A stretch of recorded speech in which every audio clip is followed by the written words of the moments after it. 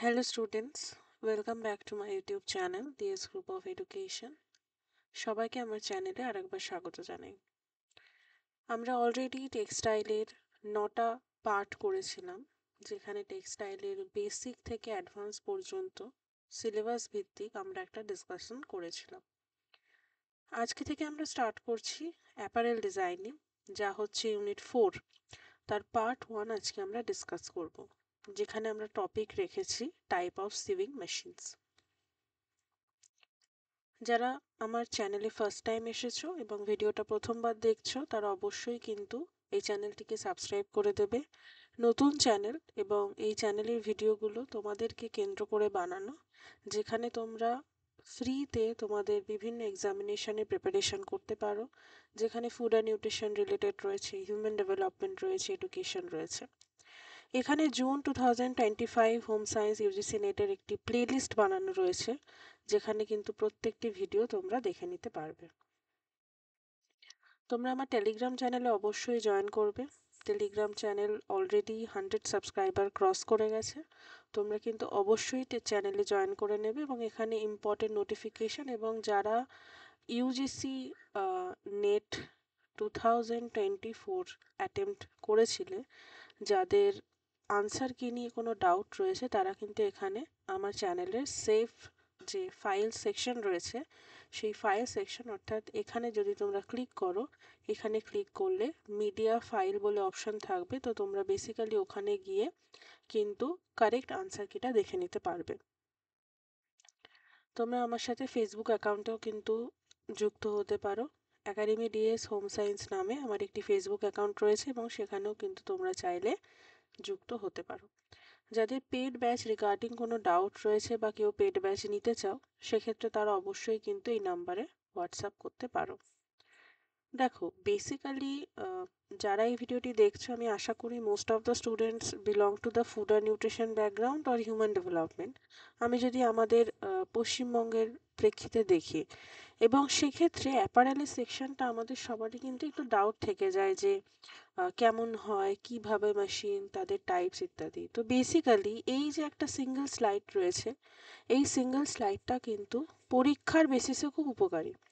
কারণ এই single slide থেকে, এই মেশিন থেকে, মেশিনের বিভিন্ন পার্ট থেকে অনেক ধরনের কোয়েশ্চেন কিন্তু এসে থাকে। অনেক কি বলবো, প্রত্যেক ইয়ারেরই কোয়েশ্চেন এসে থাকে। Before starting the class, Monday, Tuesday and Wednesday 1 PM তোমাদের ইউটিউবে ফ্রি থিওরি ক্লাস হয়, অ্যান্ড সানডে কিন্তু তোমাদের ইউটিউবে 1 PM ফ্রি পিওয়াইকিউ ডিসকাশন হয়।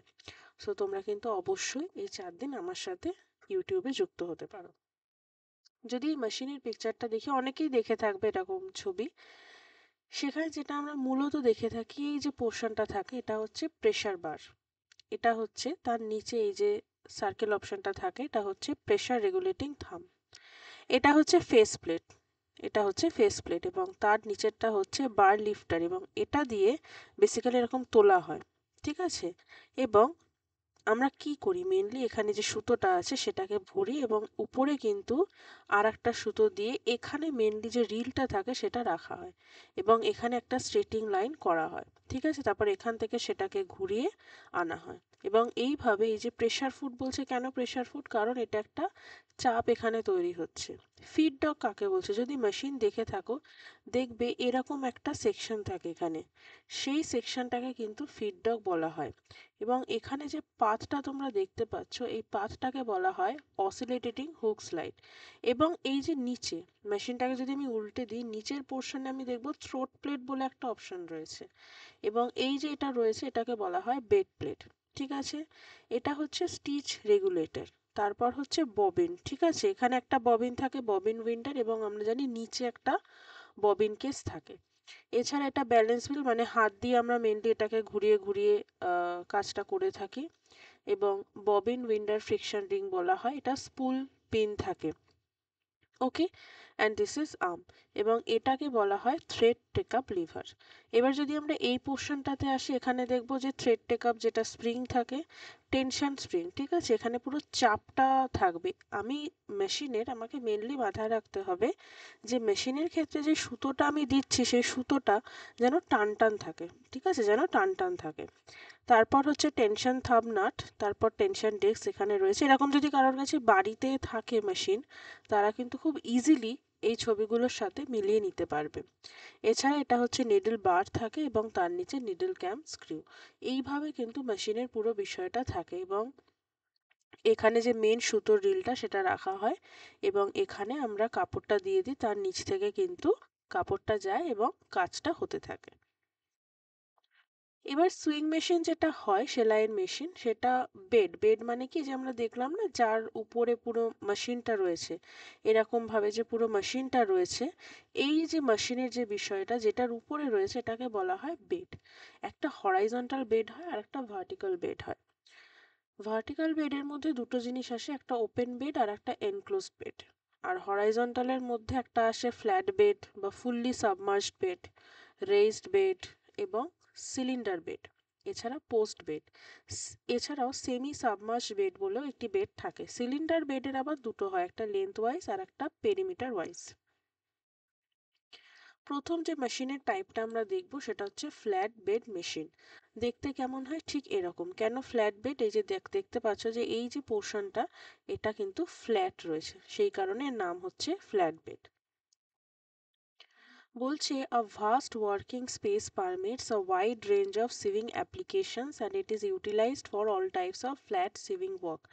এই যে জায়গাটা রয়েছে এটা ফ্ল্যাট পোর্শন, ঠিক আছে, এটা ফ্ল্যাট পোর্শন, এবং যেহেতু এটা ফ্ল্যাট পোর্শন আমি কাপড়কে ইজিলি কিন্তু এখানে অনেকটা প্লেস করতে পারবো, ঠিক আছে, ইজিলি আমি এটাকে প্লেস করতে পারবো এবং কাজটা করতে পারবো, তো জায়গাটা অনেকটা কিন্তু আমি পাচ্ছি। বেসিক্যালি লক আর চেন স্টিচ আমি এর থেকে পেতে পারি। নেক্সট হচ্ছে রেজড বেড মেশিন। সেটা কেমন হয়? দেখতে কিন্তু ঠিক এইরকম হয়। The machine bed is in the form of a pedestal which helps in assembling the pre-sewn parts.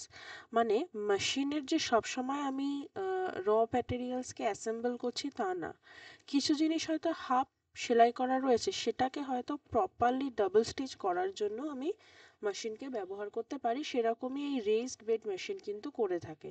এটা attachment of accessories and special, তার মানে আমি পকেট লাগাচ্ছি, ঠিক আছে, বা আমি প্লিট করছি, সেক্ষেত্রে কিন্তু আমি এই ধরনের মেশিন ইউজ করতে পারি, বা আমি হুক লাগাচ্ছি বা আমি বাটন লাগাচ্ছি, তাই না? লক এবং চেন স্টিচ মেনলি কিন্তু আমরা এক্ষেত্রে দেখতে পাই। তারপর হচ্ছে পোস্ট বেড। দেখো পোস্ট বেডটা ঠিক এরকম দেখতে হয়। It has a raised working machine bed and it is used for stitching a 3 dimensional product such as shoes and bags. তার মানে আমরা নর্মালি কি ভাবি? নর্মালি আমরা মেশিন বললে ভাবি আর এখানে তো শুধু ক্লোদিং এর স্টিচিংটাই হয়ে থাকে, না, ব্যাগ হয়, শুজ হয়, তাই না? তো এই মেশিনগুলো মেনলি কিন্তু এই কাজগুলোর জন্য ব্যবহার করা হয়। লক অ্যান্ড চেইন স্টিচ হচ্ছে এর কিন্তু একটা উদাহরণ। তারপর হচ্ছে সিলিন্ডার বেড মেশিন। দেখো এর আমরা গত যে দুটো দেখলাম সেক্ষেত্রে যে বেডটা ছিল একদম ফ্ল্যাট ছিল, কিন্তু এখানে কিন্তু বিষয়টা সেরকম নেই। বলছি it's a horizontal arm shape bed as well as increased working height. এই যে হাইটটা এটাও কিন্তু একটু বেশি থাকে। It is most suited for sieving tubular component, যেরকম স্লিভ হয়ে গেল, হাতা, কাফস হয়ে গেল, ট্রাউজারের যে লেগস মানে পায়া হয়ে গেল, and can also be utilized for button sewing and bar tacking। মানে ধরো আমার কাছে জামা আছে, এই পিছনে যে বারটা থাকে কোনো কোম্পানির হতে পারে বা সাইজ ইত্যাদি মেনশন করে, ওই ট্যাকিং এর কাজেও ব্যবহার করা হয়, এছাড়া বোতাম লাগাতেও কিন্তু ব্যবহার করা হয়। লক আর চেন স্টিচ মেনলি কিন্তু এখান থেকে আমরা দেখে থাকি।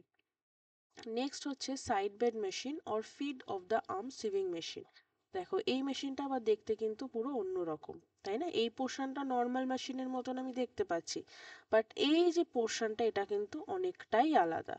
This is a dedicated for edge sewing. ধার যেগুলো থাকে সেই ধার সেলাইয়ের কাজে আমি মেনলি কিন্তু এই মেশিনটা ব্যবহার করে থাকি, এবং এক্ষেত্রে খুব কম জায়গার প্রয়োজন হয়। চেন আর ওভার এজ স্টিচ বেসিক্যালি এক্ষেত্রে কিন্তু ইউজ করা হয়। So this is all for today. I hope আজকের ক্লাস তোমাদের ভালো লেগেছে। ক্লাস যদি ভালো লাগে অবশ্যই কিন্তু চ্যানেলকে সাবস্ক্রাইব করবে যদি সাবস্ক্রাইব না করে থাকো।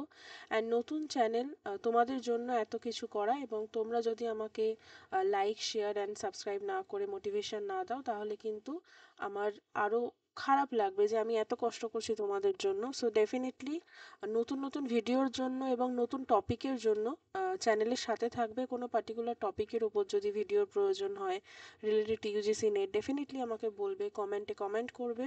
অ্যান্ড নেক্সট ভিডিওর জন্য, নেক্সট ক্লাসের জন্য অবশ্যই কিন্তু চ্যানেলের সাথে থাকবে। So thank you for watching and keep studying.